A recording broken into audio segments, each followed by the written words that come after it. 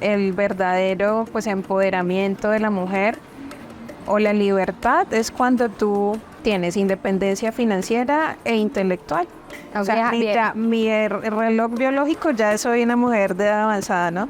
Entonces No. ya soy vieja para hijos. Nadie lo ve. Como, uy, eres doctora, o sea, no, es como, pero ¿eso para qué? Esos investigadores, ¿eso qué es lo que hacen? Donde seas perezosa, bueno, no sé, o mala trabajadora, o que hagas un trabajo deficiente, es como, todos los colombianos son así, generalizan. Oi, gente, tudo bem? Eu vou me apresentar. Eu sou a Diana Mejia Granados, sou médica da Colômbia. Eu fiz um Master em Genética Médica e um doutorado em Ciências pela Universidade Estadual de Campinas. Respirando profundo.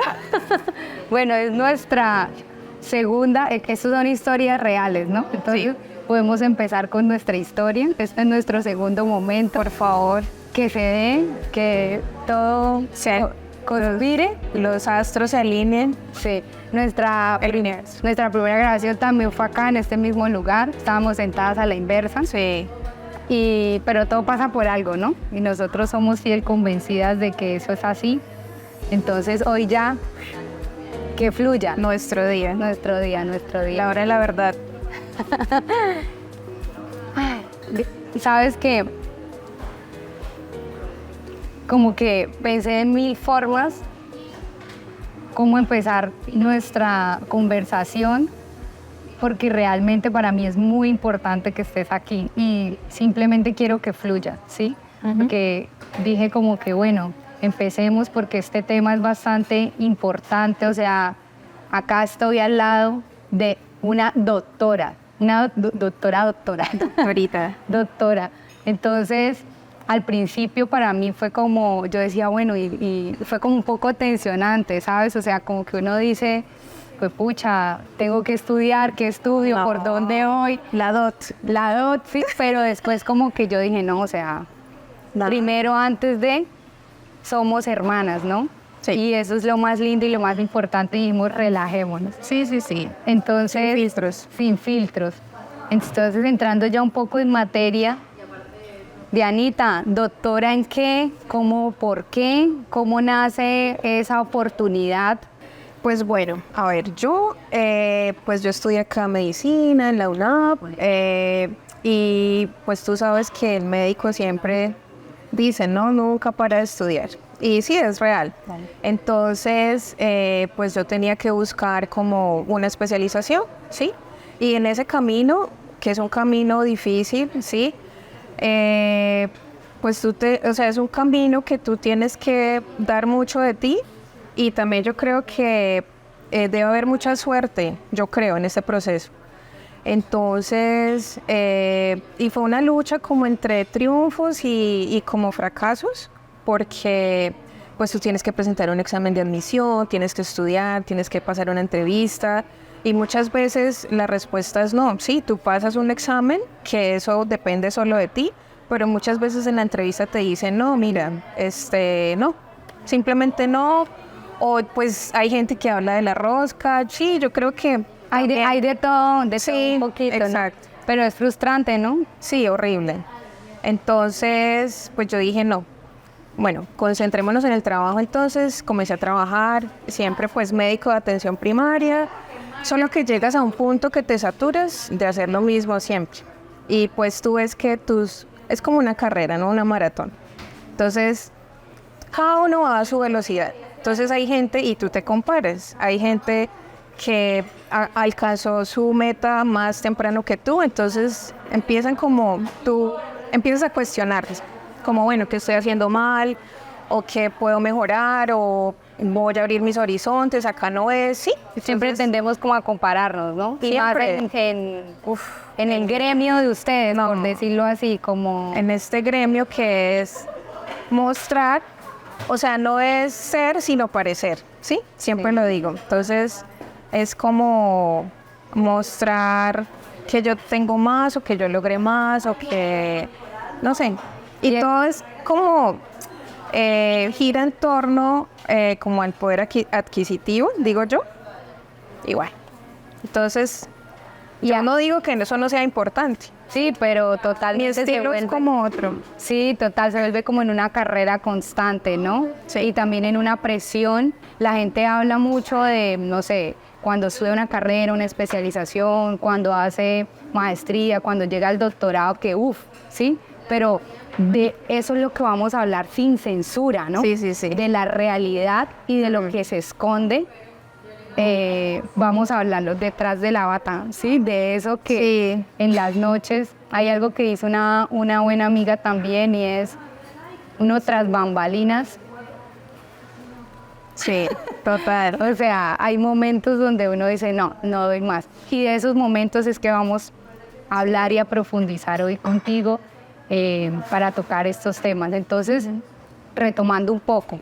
Llegas y ya, entonces se te presenta como la oportunidad de hacer la pasantía y realizando la pasantía es que sale el tema de hacer el doctorado. ¿Cómo sucede? Vale, entonces yo intercambié un par de correos con esta gente de esta universidad que es muy buena, o sea, ha ganado como rankings de una de las mejores de América Latina, que se llama la Universidad Estadual de Campinas, que es en el estado de San Pablo.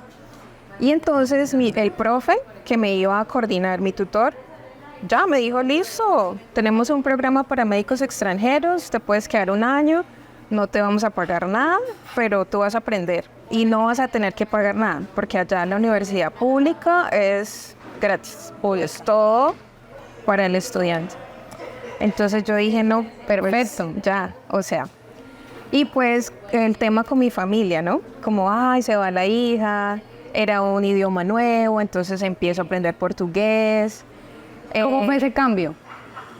¿En qué sentido? O sea, cuando llegas allá, el dejar a tu familia, Sí. el idioma, ¿cómo lo bonito. asumes tú? O sea, yo creo que los proyectos nuevos son bonitos. Es como una adrenalina, sí, toda esta serie de como neurotransmisores que te animan, la dopamina, como que, bueno, es novedad, es todo pasión, es el primer amor, digo yo, sí, como chévere. Entonces en esa preparación, bueno, aprendí el portugués, yo dije, no, eso en 3 meses ya, y luego te cuento que no es así tanto, pero sí necesitaba un examen de admisión del idioma, o sea, necesitaba saber por lo menos lo básico porque pues tenía que hablar con los pacientes y tal, bueno. Y todo se dio, conseguí el nivel que he requerido para entrar a la universidad y ya, y luego el asunto de las visas y bueno, y llegando allá, pues te das cuenta que la comunicación es difícil, ¿sí? O sea, no es, o sea, yo Llegas allá y llegué dices como que sé ya. hablar portugués y llegas allá y, ¿perdón? ¿Qué? ¿Ah? Entonces, bueno, es como un choque, pero lo más bonito es que el departamento que llegué, que es el de genética, porque ese era mi interés, me acogió súper bien, o sea, muy cálidos, de verdad. Entonces, no me sentí como abandonada, ese sentimiento cuando estás en tierras extranjeras de abandono. Yo digo que es como el desabrigo, como... Por supuesto. Sí, es algo... Y aparte de eso nos enfrentamos a una cultura diferente en todo, ¿no? O sea, hablándolo en todo contexto. Y es difícil y no todos tenemos esa misma capacidad que tienes tú. Por ejemplo, a mí personalmente los cambios como que no los tomo, no, retos y no. Y yo soy, bueno, año para dónde nos vamos. Sí, tienes ya como eso ahí innato. Yo empiezo así, cardíaca. Sí.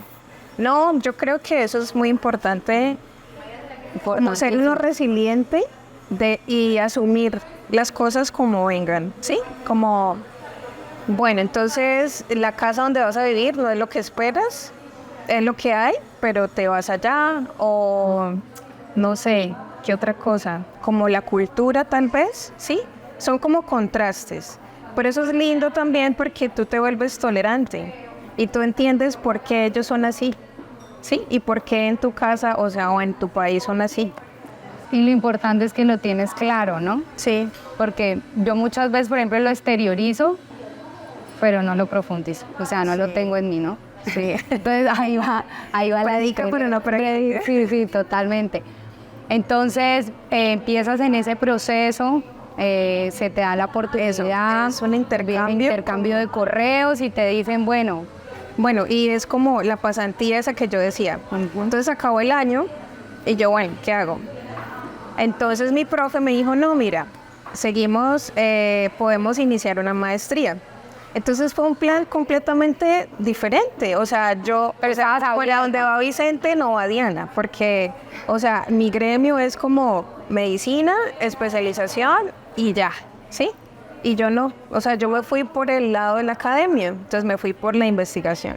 Entonces empecé la maestría, que fue también financiada por mi universidad, que yo amo, o sea, soy grata por eso. Y fueron 2 años de maestría. Y yo estudié personas con lipomas, o sea, como con tumores benignos de grasa. Y bueno, eran familias con esa enfermedad. Entonces fue bonito, una linda experiencia. Combinaba como la práctica clínica con actividades en el laboratorio. Y eso tenía el mix de lo que a ti te gusta, ¿no? O sea, sí, tener el acercamiento y no siempre. Me encanta siempre como poder ofrecer mi ayuda al paciente, escucharlo, me gusta mucho. Y bueno, obviamente hacer tratamientos acertados. Y estaba este nuevo ingrediente que era la parte del laboratorio, en que pues uno en la facultad, en los primeros semestres, que todo es básico, pues ahí lo llevan a uno, que sí, que mire, no sé cómo se hace tal técnica de laboratorio, pero acá ya era lo propio, porque genética es eso, es muchos ensayos de laboratorio, muchas horas en el laboratorio, o sea, probando protocolos, que no, ajustando, ¿sí? Una profe me decía, ay, pero a ver, eso es fácil, es una receta de como preparar un pastel. Y yo, ajá, es solo poner los ingredientes y te sale el pastel. No, no es así, es frustrante. En algún momento sientes como desaciertos, como "Uf, no era lo que yo esperaba". Por ejemplo, lo que me cuentas del laboratorio, me siento frustrada, o sea, como esa sensación pasa durante el proceso. Claro, y más porque al doctorado yo, o sea, mira, yo venía como con la inercia, ¿no? Entonces, me salió la maestría y luego el doctorado, cambié de tutora, pero también no, te tengo la beca, o sea, todo era como servido, ¿sí? Fue fácil, digamos, fue fácil. Entonces yo dije, no, vengo con la inercia, el impulso, sigamos. Sí, yo soy capaz, o sea, yo no me imaginaba que me venía, ¿sí? Nunca, o sea, nunca me imaginaba, o sea, yo escuchaba a la gente diciendo, no, esto es muy complicado, o sea, es una lucha, es un proceso complejo, no es para cualquiera, y más porque, y eso es cierto, o sea, el doctorado a ti no te trae, o sea, es un logro intangible, es algo inmaterial, o sea, es un hito en tu historia personal y bueno, serás el orgullo de la familia. Y es algo para uno, hermano. Sí, es algo para uno y ya, porque, claro, habrán profesores de universidades académicos que tal vez con muchos años en eso le trae alguna retribución económica, digo yo, ¿sí? Pero el resto, o sea, es un logro 100% personal, o sea, no es y nadie lo ve como, uy, eres doctora, o sea, no, es como, pero ¿eso para qué? Pero esos investigadores, ¿eso qué es lo que hacen? La gente como que, por el poco conocimiento, iba a utilizar otra palabra fea, pero por el poco conocimiento, sí. Como que, pero ¿qué es lo que hace? Sí tendrá algún sentido, o sea, y hacen de una u otra manera sentir como que llevo tantos años estudiando, entonces es como ese primer choque, ¿no? Sí, y al final es como un granito de arena que tú aportas al conocimiento, a la ciencia, y ya, ¿sí? Pero para ti es un por supuesto que lo es. Y yo digo, bueno, el doctorado es, y yo recibí mucho apoyo de mi esposo, que fue que lo conocí en el proceso de mi estancia en Brasil. Entonces yo te digo que ese doctorado es como un ciclo de que inicias con mucha motivación, de ganarte el premio Nobel, sí, es como seré la mejor. Al segundo año todavía sigues motivado, estudiando mucho, pero ya como que, como dicen en Brasil, botar mão na masa, o sea, como manos a la obra, ¿sí? Ok. Y bueno, en mi caso entonces era hacer experimentos, por ejemplo, si es antropología, entonces van al campo, sí, como, o sociólogos a entrevistar las comunidades, sí, como ya trabajo como pesado. Y ya el tercer y cuarto año es de resultados y ver cómo acabas de contar esa historia, que tenga un sentido, y ahí es como lo más difícil. Es muy Donde se vuelve difícil. como tedioso. Yo digo que, o sea, no hay que romantizarlo porque es complejo. Y ahí es donde uno tiene que como ser muy fuerte, o sea, ser demasiado, tener la mente clara y como asumir ese trabajo. ¿Cómo enfrentas esa presión que da hacer el doctorado tanto a nivel social, tanto a nivel de equipo de trabajo? Sí. Bueno, entonces yo creo que yo tenía una ventaja en el aspecto social porque yo estaba aislada, digamos, de mi familia, del que dirán, de mis amigos, sí, como hay mucha gente que ni idea de que yo hice o que yo tomé este camino, sí, entonces por esa parte no. A nivel de mi equipo de trabajos, pues sí, es difícil porque tú eres la extranjera, la colombiana, entonces tú tienes una presión propia de demostrar que sabes, demostrar con hechos tu conocimiento, tu desempeño, ¿sí? Como que estás al nivel o mejor, ¿sí? O más alto, y que estás en representación de un país, ¿sí? O de otros hermanos colombianos, ¿sí? Porque donde seas perezosa, bueno, no sé, o mala trabajadora, o que hagas un trabajo deficiente, es como, todos los colombianos son así, generalizan. Entonces, Tienes ese peso extra, ¿no? sí. Y también el peso, ¿sabes?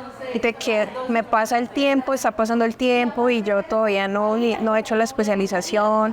Sí, a veces digo que esa es mi mayor frustración, pero también por lo que uno ve Del mismo entorno. Sí. Exacto, sí. Cuando hablamos un poco más de la palabra sacrificios, Sí. ¿qué viene a tu cabeza? Cuando en general, ¿sí? Sea en cualquier aspecto, ¿qué crees que fueron esos sacrificios que trajeron estar en el doctorado? Bueno, yo creo que tiempo, ¿sí? O sea, yo lo veo como una inversión en mí, ¿sí? En mi carrera, porque el tiempo no se recupera, ¿sí? Digamos, sacrificio en tiempos de mi familia, ¿sí? Mis papás, de no poder compartirme esos momentos únicos de, se casó su primo, nació otro primito o se murió un ser querido tuyo y que no le vas a poder dar esa despedida. Bueno, en fin, eso es duro también, es sacrificio. Sacrificio yo creo que también en términos financieros, porque es un tiempo que sí, o sea, en Brasil muy bien, y yo siempre agradezco que yo fui becada y eso me enorgullece. Y pude conocer, bueno, muchos países, pero ese salario pues era como para subsistir allá, ¿sí? Porque, bueno, estaba todo el otro tema que yo podía como homologar mi título de médica y trabajar. Pero al mismo tiempo, y como mi esposo ya había pasado por ese proceso, me dijo, mira, enfócate, no nos hace falta nada, enfócate en el trabajo, quiero que hagas un buen trabajo, ¿sí? No, y él como tiene la experiencia, tenía la experiencia porque también exacto. es doctor en ingeniería mecánica. ingeniería mecánica. Sí. Entonces ahí ya sabía todo el proceso, tranquilízate que yo estoy, pero sabes que yo creo que él fue como tu polo a tierra, ¿no? Como te aterrizaba cada vez que tú decías, no. Todo, o sea, él me enseñó a poner límites, él me enseñó a asumir los retos como vinieran, él me enseñó a como distribuir mi tiempo, ¿sí? Sacar el mejor provecho del tiempo. Y también hay sacrificios como pareja. Claro, mucho tiempo uno absorbido en el doctorado, ¿sí? Y uno se cansa, o sea, realmente uno termina exhausto de leer siempre lo mismo, de profundizar mucho en el mismo asunto y sí, es como el precio de volverte experto en algo, es que no sales de ese asunto. y terminas, yo le digo a Juli, soy una persona aburrida porque ya no sé qué está pasando en el mundo exterior, ¿sí? Ya estás 100% O no tengo tiempo enfocada. para leer otras cosas porque todo es enfocado en eso. Bueno, nos tocó retomar en un espacio nuevo debido a ambiente, el clima, no Sí. podemos controlarlo todo. Previsión meteorológica indefinida. Así es. Entonces, bueno, ¿sabes qué? Me gustaría que retomáramos un poco hablando de la soledad, ¿no? Tú nos contabas un poco atrás sobre las horas en el laboratorio, tantas horas escribiendo. Nos mencionaste un poco a Juli. En ese proceso fue tu motor, tu palanca, porque te pregunté si en algún momento había afectado la relación de pareja hablando de sacrificios y me dices que antes fue tu parcero y tu ancla, ¿no? Pero ya hablando de soledad, ¿en algún momento te sientes sola? ¿Sientes que es un círculo que das vueltas y como que tú dices, Dios mío, qué complejo? Sí, sí. En el tercer y cuarto año que te digo, ya tú sientes que no das más. Bueno, era el cuarto año, yo creo. Que hay que ponerle un límite. Sí, como tú dices, es horas escribiendo, intentando que el resultado, o sea, cuaje, sí, que la historia sea coherente. Y eso, en ese proceso tú te das cuenta que estás exhausto, porque es algo que repites y machacas y no sales de ahí. Y muchas veces tú empiezas a desconfiar si ese trabajo está bien hecho o no, ¿sí? Yo creo que sí, sí esa soledad existe, lo vi reflejada en mis colegas, pero bueno, yo siempre digo que tengo la ventaja que, bueno, ya llevaba un tiempo en Brasil, ya estaba acostumbrada como a estar fuera de casa, bueno, y pues estaba con Juli, que éramos muy, pues él era mi todo, sí, en ese momento, y yo, sí, soy como una persona que me adapto a eso, no tengo que estar rodeada siempre de mucha gente, entonces, bueno, como esa soledad la pude manejar un poco más suave, digo yo, ¿sí? Yo tengo personas, amigas que necesitaban terapia, o sea, psicoterapia, necesitaban, por ejemplo, ansiolíticos, Medicamentos, eso te iba a preguntar. para el insomnio, antidepresivos, es duro.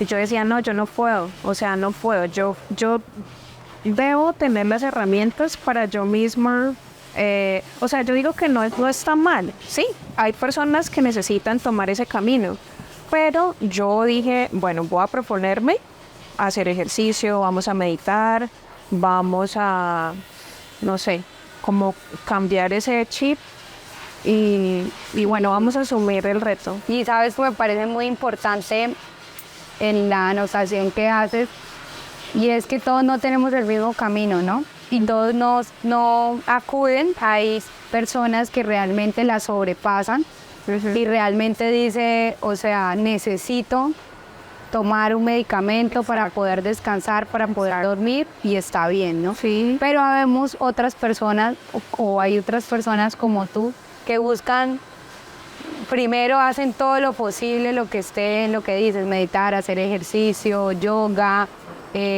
tener como ese momento de desconexión y poder conectar, digamos, con otras cosas que te saquen un poco de la rutina es muy importante, pero a veces se nos convierte en una tarea compleja, ¿no?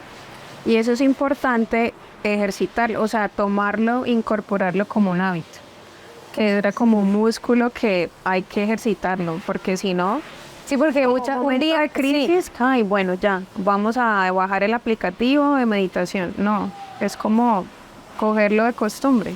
siempre suena muy cliché, pero es un estilo de vida. O sea, Sí. si tú adaptas el ejercicio, si adaptas la meditación, debe estar ahí constantemente en tu vida, ¿no? Sí, es como el almuerzo, el desayuno, o sea, es algo que hace parte y el día que no lo haces, sientes que te hace falta, porque es como o sea, le va a hacer bien a mi cuerpo, a mi mente, a mi espíritu, no sé, es el bienestar de la persona. Voy a preguntar algo, un tema que suena, o sea, que quiero preguntarte, ¿no? Va enfocado a lo que como mujeres muchas veces, ya sabes lo que te va a preguntar.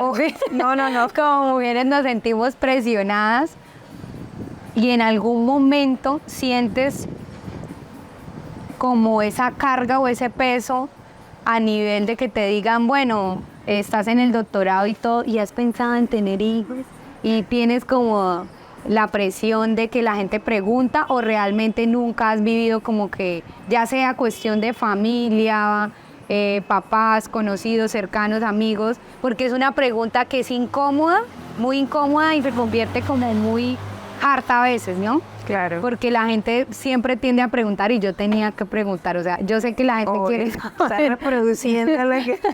Entonces, mi pregunta es, en algún punto, primero sientes el deseo de decir, quiero tener hijos, quiero ser madre, o en algún momento también te la cambio, no sé, sientes como esa carga o esa presión o ese, todo el mundo diciendo, o sea, como a decir, ¿será que sí, será que no? O no pasa en ningún momento y hasta ahora lo replanteas.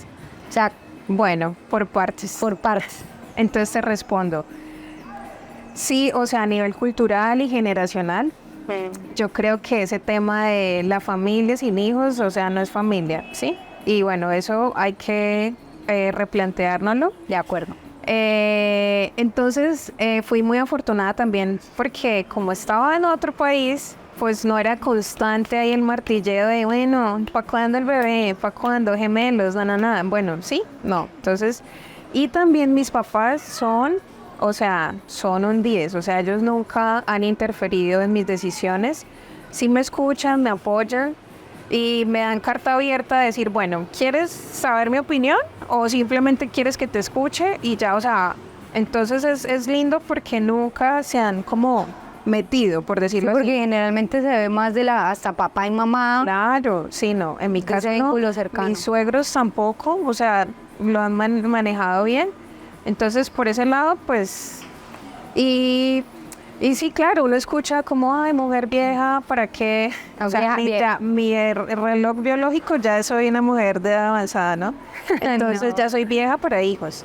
A mí me tiene sin cuidado, ¿sí? Entonces, y mi esposo, yo creo que él siempre ha buscado mi realización profesional, intelectual, sí, yo creo que el verdadero, pues, empoderamiento de la mujer o la libertad es cuando tú tienes independencia financiera e intelectual y ya. Entonces yo creo que eso ha sido un punto a favor.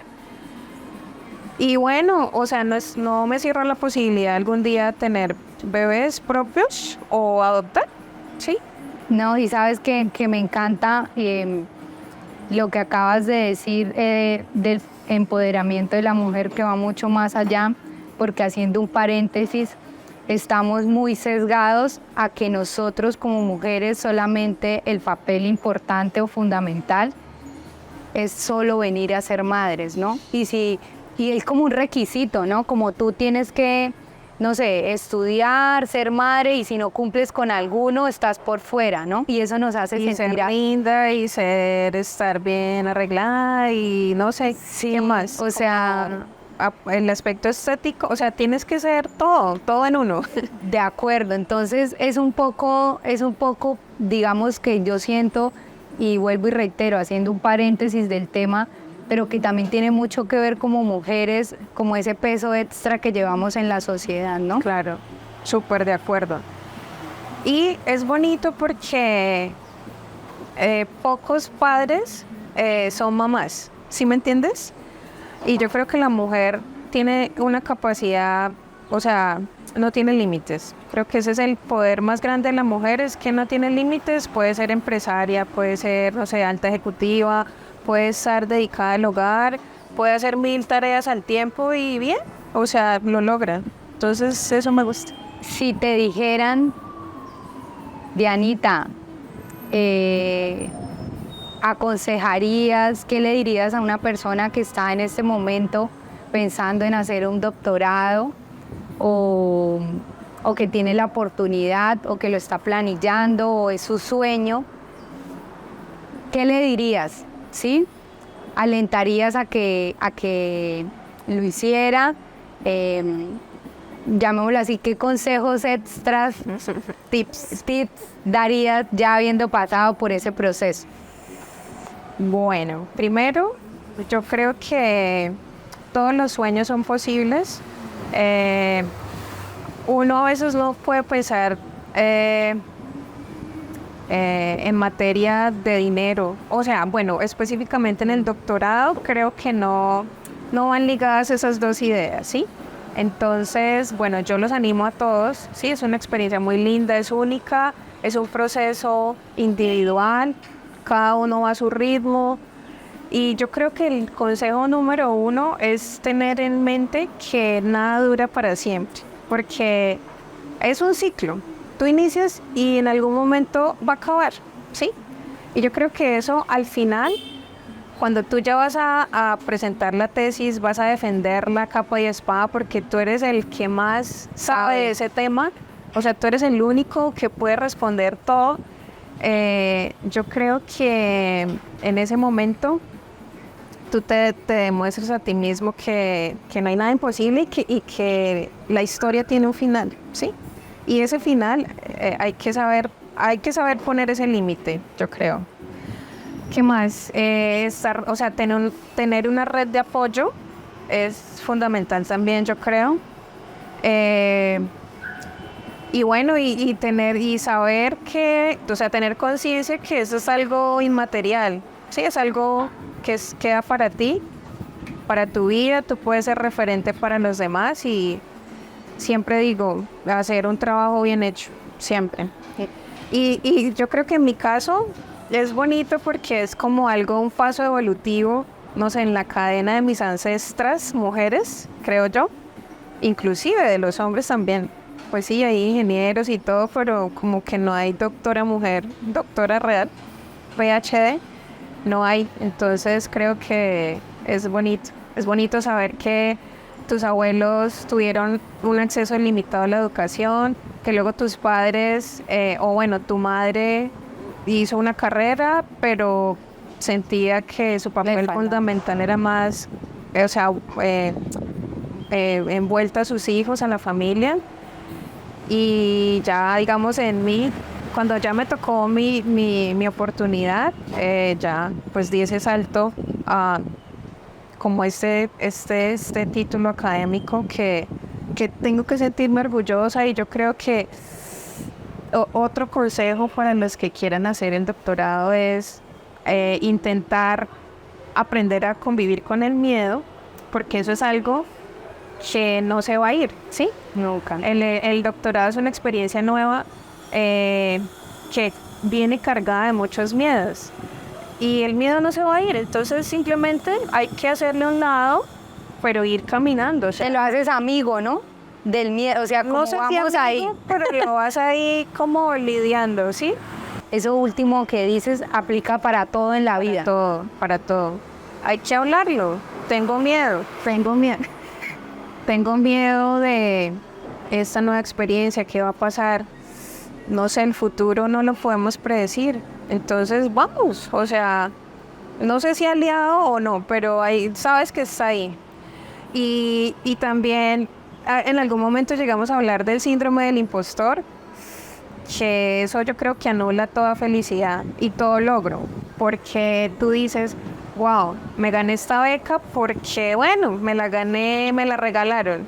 O no, Fue suerte. mi doctorado es muy chiquito comparado con trabajos de otros colegas. O no soy merecedora de tener este título de doctora.